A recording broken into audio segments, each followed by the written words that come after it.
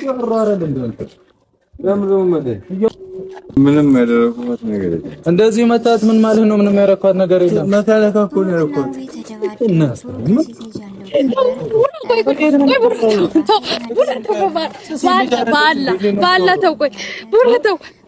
ከመጀመሩ ነው ሲል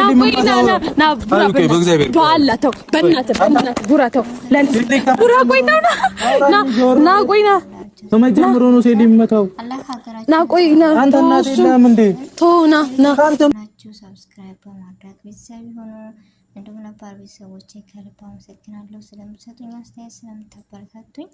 ዛሬ ይዤላችሁ የመጣው ቪዲዮ በጣም ወሳኝና አዲስ ነገር ነው። ተወዱታላችሁ። ቪዲዮውን እስከ መጨረሻው አብራችሁን ቆዩ። ዛሬ እንደምታዩት ብሩክና ሙቤ ተደባድበዋል። በምን የተነሳ? ሀዩን ሙቤ መታት። እንደውም ሰክሮ ምናምን ሲያየው ብሩክ በዚሁ አጋጣሚ የሴት ልጅ ክብር እንዳለውና ለሴት ልጅ ምን ያክል ትልቅ ቦታ እንዳለው ነው የገለጸልን።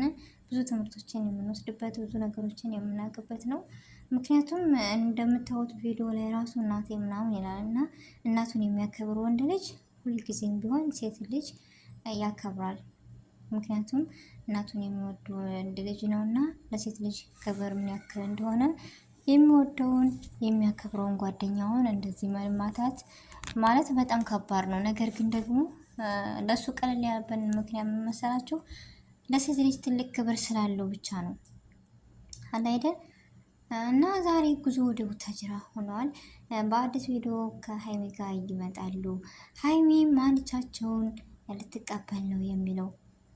ምክንያቱም ትናንትና ብሩኬ ለምን ሄደ ድንገት ምናምን ልትሉ ትችላላችሁ። ነገር ግን በትናንትናው ቪዲዮ ሀይሚ የኔና የኔ ብቻና ብቻ ነች ብሎ ጉዞውን ወደ ቡታጅራ አድርጓል።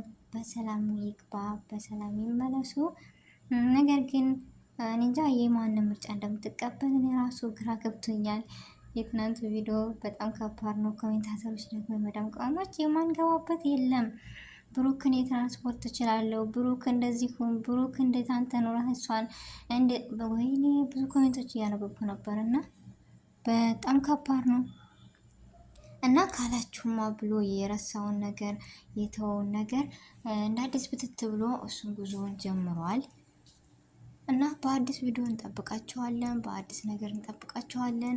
ሄለን ደግሞ እውነት እኔ ጋ ነች፣ አሸንፋለሁ፣ ህይወት እንደዚህ ነች፣ አዲስ ህይወት ጀምሬያለሁ ብላ በአዲስ ቪዲዮ መታለች። ማታ በቪዲዮ እንጠብቃታለን።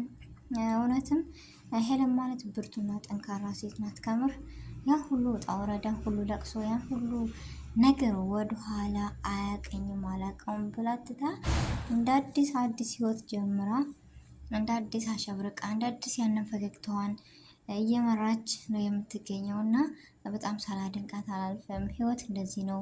ለደካሞች ይሄ ነገር ክፉ ነገር ጥሩ ይመጣል። ነገር ግን ምንድነው ያ ነገር?